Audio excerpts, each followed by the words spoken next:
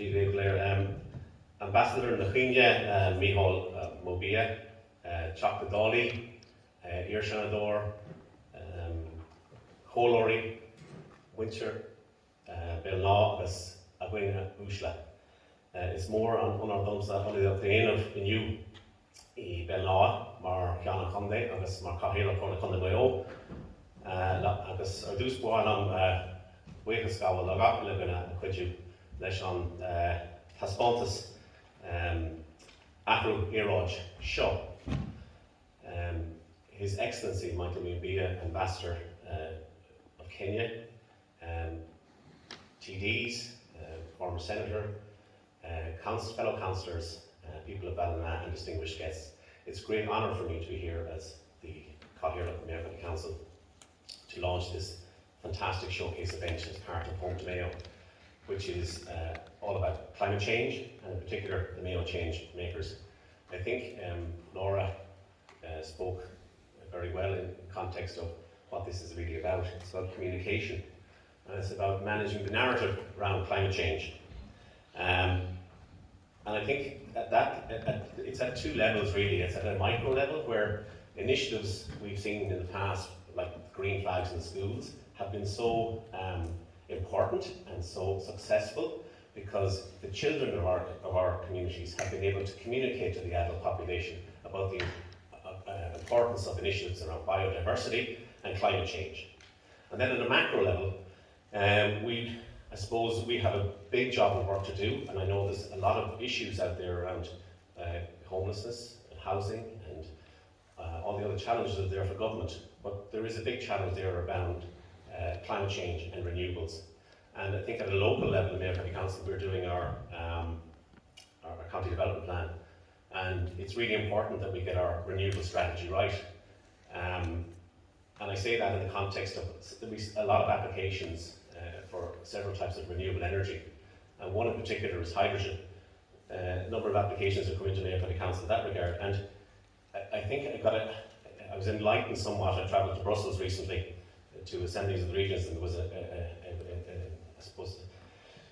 was an event around the hydrogen, what the future in Europe, and I think I got my eyes open to where other countries are really at.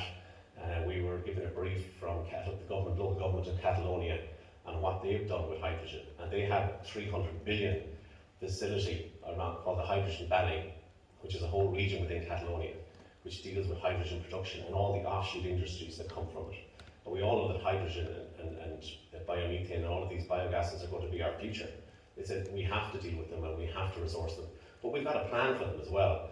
And what they've done is they've linked in local government. Now, there's an argument there about how strong is our local government. It should be stronger. But they've linked in national government, local government, and the university structures in Catalonia. And they've linked them into industry that support all of these initiatives out there. And what they've come up with is a huge campus, huge area, as I said, of 3 billion euros investment in Catalonia. So I think that's what we need, that's the conversations we need to be having around renewable energy. We need to plan it, we all need an input into it, and we all have to communicate what our needs and wants are. I suppose the people that are here today, and there's many eminent people who are involved in the Changemakers, and I know Laura will touch on some of them. They all come from diverse backgrounds, but they're all Mayo people, and it's really important for us to connect with our diaspora. My job, as part of my job as chairperson of Mayo County Council, is to link in with different organisations abroad and to find common ground and to, I suppose, keep that important link we have with our diaspora abroad. And I've travelled to Chicago and New York and many other places, I said Brussels recently. And those visitations have been extremely important for a number of reasons. Education and the connection with our diaspora, and what they are so eager to help and offer and support us in every way possible. And I think here today is another event which I suppose links in those people who have the knowledge, those people who have the expertise, and those people who have the initiative and impetus to drive an agenda which is going to be so important to our future here in Mayo. I'm not going to say any more, I think I've said enough, and I'm going to introduce I just want to welcome again our Ambassador Michael from Kenya. I met Michael recently in Oxford. We had a good conversation about the links between Kenya and Ireland and Mayo in particular.